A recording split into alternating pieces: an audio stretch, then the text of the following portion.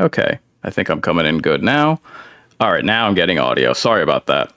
So, welcome one and all to Incarnate's preview for the 28 Years Later film. I am very excited about this one.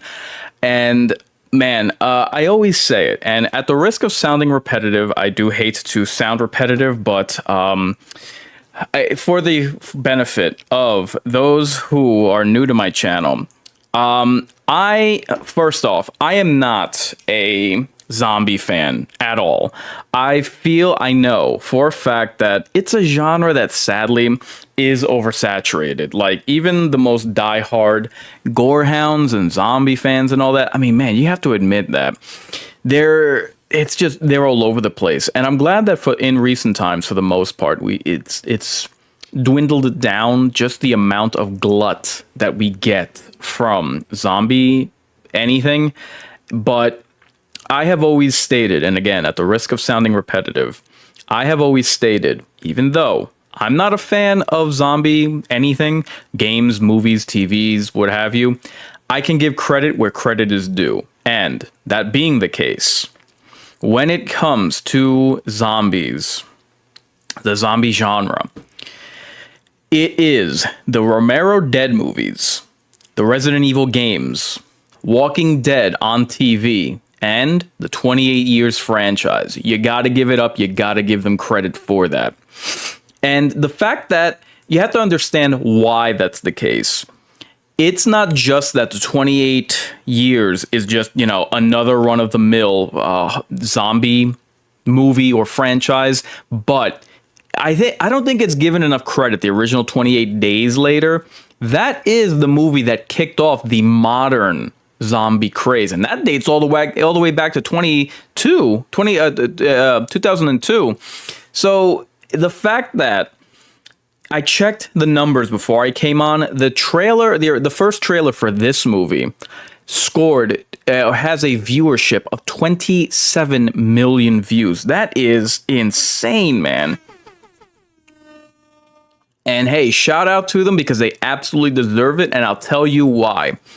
When you come to my channel, I am not someone who will glaze and blindly praise anything, even franchises that I'm a fan of. I'm not a fanboy of anything. The Prometheus movie taught me not to be. Anyway, so you have to understand, it's not just that the 28 Years trailer had, an enormous amount of views. It's well earned. I mean, that I'd be hard pressed to remember another trailer that so perfectly encapsulated mood. And again, you have to understand, because there has been such a glut, especially of the 2000s decade and into the 2010s, there was such a glut of zombie everything. You couldn't get away from it, which always perplexed me. The fact that you would think that, well, we have so much of these zombie films and what have you. Well, that's because of the popularity. More like it was a formula an easy formula for people to follow. But to me, things always just got too repetitive. And that being the case, you would think that anything regarding zombies, hey, we've seen it and it's been done to death, literally. But it was the excitement that fans had around it. And you have to keep in mind, not only has there been 15, is it 15? More than 15, excuse me. More than 15 years since the last 28 Weeks Later, which is my favorite film of the franchise. The fact that you can have a film that comes around, and yes, we've seen plenty of movie trailers where, yeah, the trailer's a banger, and then the movie not so much. I just got finished mentioning Prometheus.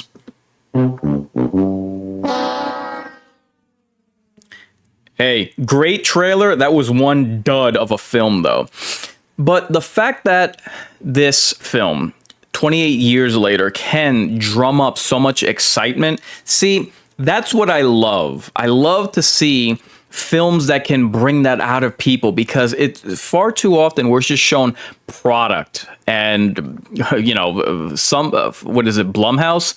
Oof, man, everything that comes out of there, it's just like processed meat from a grinder. You're not in store for an experience. You know what I mean? I'm not a fan of A Quiet Place, that series, but I'm glad that the fans were genuinely excited, at least for the first two movies. I don't know about that prequel, because nothing that Notinga Yanga, whatever the hell her name is, nothing about her can excite me in the slightest.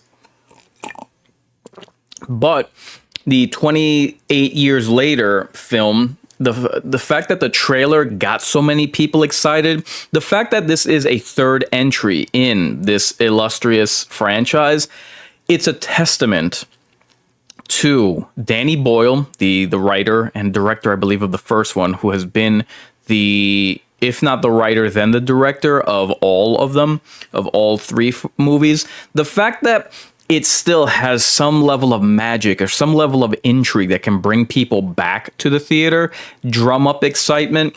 And again, I cannot overemphasize this.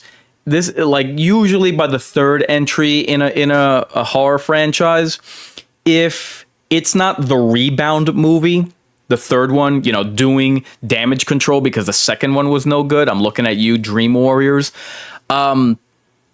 It is the case where, by part 3, things start to take a downturn. Look at Hellraiser 3, for instance, Child's Play 3.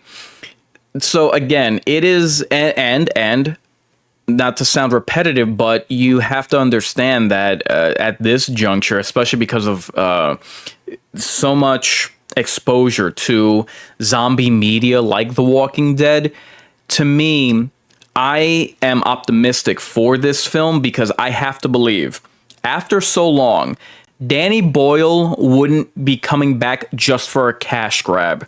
We just saw, or at least when I watched the recent Final Destination movie, I said to myself, they better have something to freshen up this formula.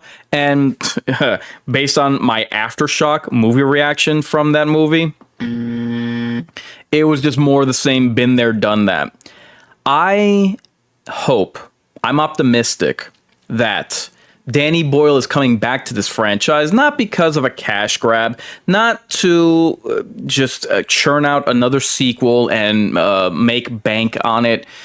I have to hope, and I believe, I trust in him that he's coming back to this because he has a good idea. And I know that this sequel, at least the germ, the beginnings of this sequel, was something that he was working on, thinking about for many years. It's not just something that he decided because he was bored, or hey, this is a popular series, franchise, what have you, let me just dive right back in. So that's why I'm optimistic about this. And honestly, most of the time when I do these precautions, I do this for my channel, but at the same time, I want to be able to enjoy the movie going experience just like anybody else. So it's that tightrope of expectations for the film and not doing too much research, watching every trailer, every piece of news, because when I go in there, I want to be surprised. So it's a little hard doing these precautions because of that, because obviously I'm doing a preview of the film, but I don't want to know too much about it going in, because I want to be able to enjoy that experience. I want a surprise. I do go to these films as a fan, despite the coof and despite streaming. I still like the movie-going experience.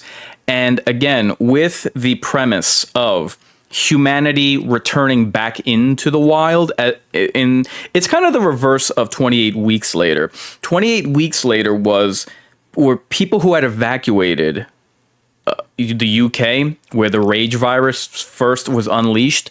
They are now returning to their homes. The civilization structures like buildings and offices that have now been purged of the virus, now humans are returning to what was familiar. It seems to be the reverse in 28 Years Later, where humans are journeying outside of their sanctuary back into a world where the wild, the walking infected and the virus has seemingly taken hold. And from the bone cemetery, from the bone temple that is alluded to in the trailers, it seems that it's not just the rage virus that human survivors have to worry about. Now, I mentioned cliches. My hope that this film, this entry, this sequel isn't just going to go into familiar territory like we've seen with so many other zombie everything, from the Resident Evil to the Walking Dead series. I mean, there do run numerous cliches. I remember, if you remember the website cracked.com, they would talk about cliches in movies, and as much as the slasher genre hinges on stereotypes, from its characters, from its killers, from its setup, from its backstory, from its oh God, we've seen it all. That is the case with zombies. You have the sanctuary city. You have that character that gets infected, that doesn't say anything, that doesn't mention that, you know, that he's on a clicking time clock before not only he turns, but turns against his fellow survivors. You have that one character who's like feeble and just innocent to the point of being useless, that other people have to rally around or whatever. Blue says, bruh, I'm going to see this Friday. Cool. Happy Juneteenth, everyone, by the way. I hope you get to enjoy it. I'm going to see this. Blue, I do ask that you take a look back over my recommendation or my denunciation of the film later on, because I will be doing a aftershock. So this is the live stream that the live stream preview that I do before I head out to the theater. I'm actually a half hour away from when my film starts. So I do ask that you come back for my aftershock. And just so you know, that's my fresh reaction once I come back from the theater. I try to keep it spoiler free.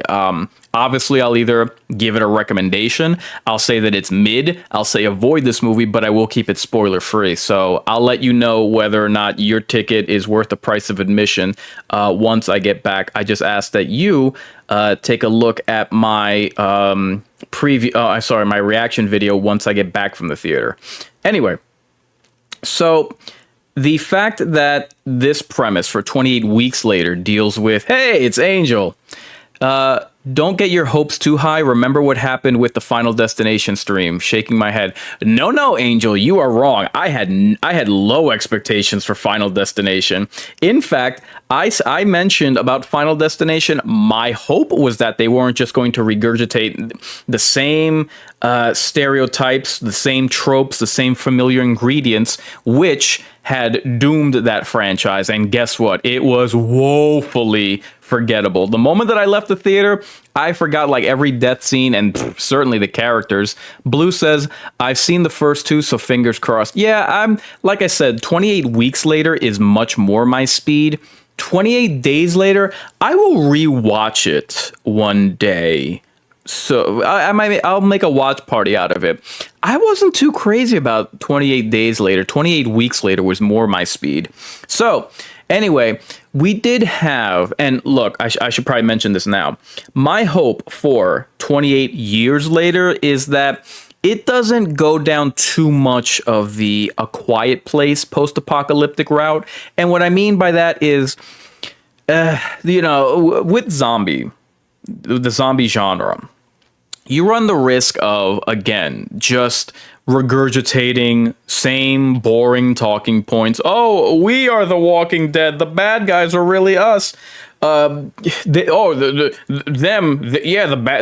walking cannibal corpses. Oh, they're us and all that. Oh my God, you would be surprised. I'm gonna do a video one day showing you how repetitive, not just repetitive with they are with the tropes when it comes to zombie movies, but how they have to spell out the message that they're trying to get across. They have to spell it out, which subtlety, folks, subtlety. Anyway, so A Quiet Place. So they had this, and I only watched as far as A Quiet Place 2. It ain't my bag. I don't hate it. I'm glad that it has its fan base. I'm just not crazy about it.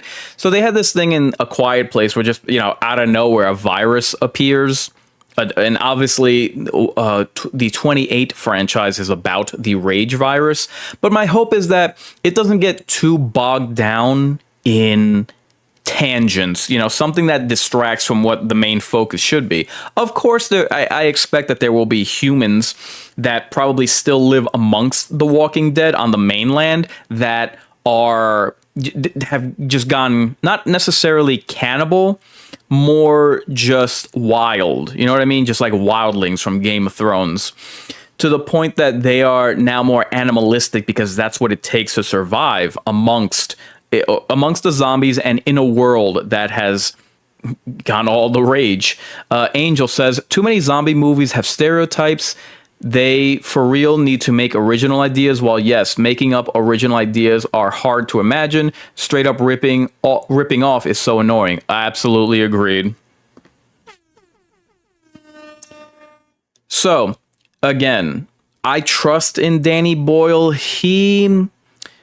Oh man, I'm blanking on the name, but he is like the godfather of this series, and I have to believe that he is the Don Mancini, and Don Mancini was like the shepherd of the Child's Play Chucky franchise.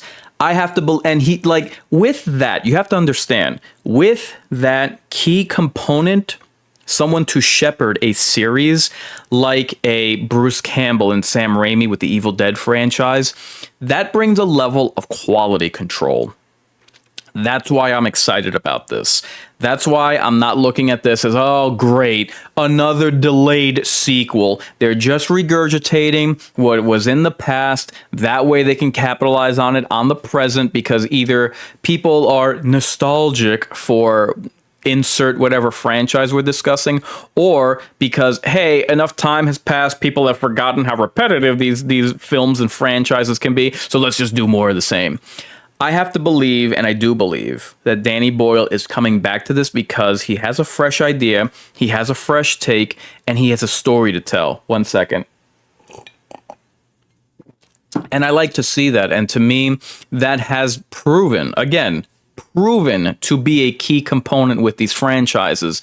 The Chucky series, the Evil Dead franchise, believe me, it can work piss poorly because, again, Prometheus, the gift that keeps on grieving. Oh my god, freaking Ridley Scott has been terrible for the Alien series.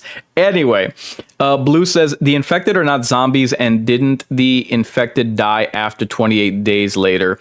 Correct. Yeah, yes, you are correct. They're not zombies in traditional sense because they are just, they have a virus running through them. They're not technically corpses that came back and started feeding on the living. So you would have to watch 28 weeks later to see how the virus returned. So I think those are my expectations. To Angel's point, not necessarily getting my hopes too high. I got my hopes high for Nosferatu. I got my hopes high for Predator Killer of Killers. Angel says, did they at least get rid of the classic all zombies are dumb animals stereotype? I want to see a zombie that knows how to operate a chainsaw. What do you watch it? What do you want, an adaptation to one of the Doom games? I mean, to me, zombies are brain dead. So I would oppose that because I've never liked the idea of thinking zombies. In fact, I always felt that that's one of the signs of a creative dead end. They tried to do that with George Romero. Actually, did that twice. He did that with Day of the Dead and Land of the Dead. And I don't like zombies using weapons. I actually prefer them as dumb animals. Their threat is not that they can coordinate or collaborate or strategize, because then their threat has always been they can virally infect and turn their prey, which would see their numbers swell exponentially. And because they are the monster type that comes hardwired with the threat level coming from the horde. An alien or a single predator are dangerous because they themselves are intelligent. The threat level with zombies is the infective nature and the horde. So that pretty much is it for me. Again, I invite you guys to take to come right back when I come back from the theater for my 28 years later. How can I put it? The reaction video that I'll have. It'll be called Aftershock. So again, that will be my my instant reaction, fresh from the theater, my fresh thoughts. So I do invite you guys to come back for that. If you're not watching 28 years later today, I do invite you to take a look at the other Inquisition video that I did this week about in line with zombies. The other Inquisition video that I did this week about the recent Resident Evil 9 trailer that dropped. Talk about a homecoming. Therefore, I've been Incarnate, reminding you, I ain't just a big deal, I'm the real deal. If you're resigned to your fate, time to subscribe to your fears.